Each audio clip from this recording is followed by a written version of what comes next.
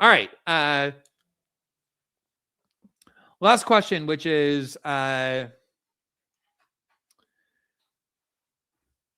from B.R. Duffy. Hi, Glenn. I'm hoping to hear briefly your thoughts on what's happening in Iran, likelihood of an actual revolution, potential negative consequences of success. Thanks. It's very difficult to know what's happening in Iran for multiple reasons. One thing, Western media is utterly unreliable. They're overtly rooting for the Iranian government, the Iranian regime to fall. Obviously, many powerful factions in the West, in Israel, and the United States are rooting for that. Several key officials have just admitted that the Mossad is embedded in Iran, as though that was something that would evade anybody's understanding of what's happening there. So a lot of this is not organic. Sure, there's Iranian citizens angry at their government enough to go out and protest in the street. What country doesn't have that? This is a play. Iran is a very strategically important country for obvious reasons. It's Israel's greatest enemy in the Middle East. So it's very difficult to know. There's a lot of people wanting to propagandize that these protests are threatening the regime. I've seen this many times before. How many times have we seen it in Cuba? Like protests in Havana, oh wow, the regime is falling, and it doesn't. So many times protests in Iran, oh, the regime is falling, the people are rising up, and nothing happens. So I do think one of the things we saw in the Israeli attack on Iran was that the Israelis clearly had a lot of traders, Iranian traders, working with the Mossad inside Iran. Several of the most successful attacks were carried out by agents of the Mossad who are Iranian, who passed information. A lot of times they're captive. The Israelis will just say, we know where you live, we'll kill your whole family unless you do what we tell you.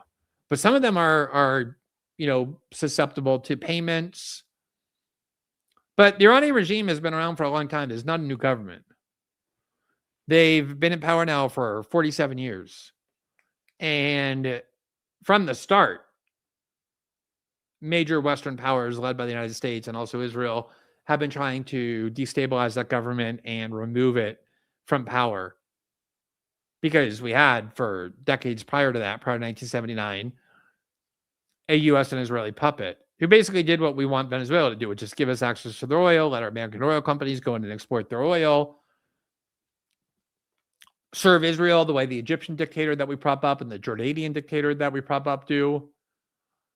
And the Iranians have been quite cunning about resisting this massive external power.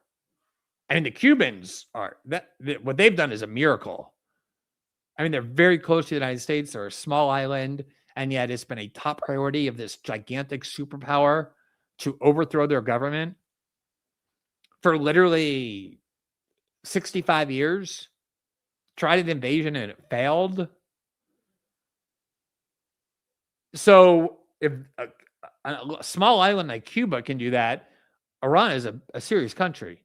These are sophisticated people, much, much larger. They have 90 million people there, a lot of advanced understanding. They have allies in Russia, and to some extent China, a serious military.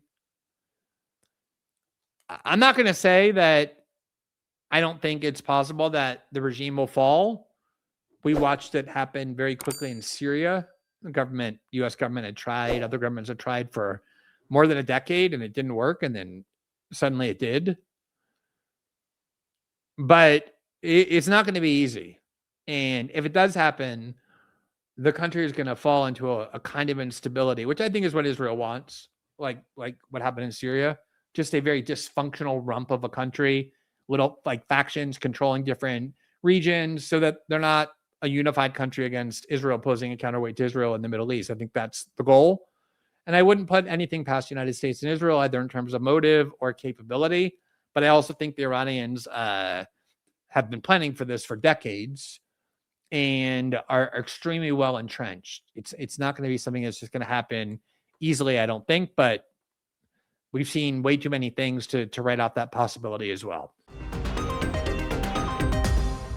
Thanks for watching this clip from System Update, our live show that airs every Monday through Friday at 7 p.m. Eastern exclusively on Rumble. You can catch the full nightly shows live or view the backlog of episodes for free on our Rumble page.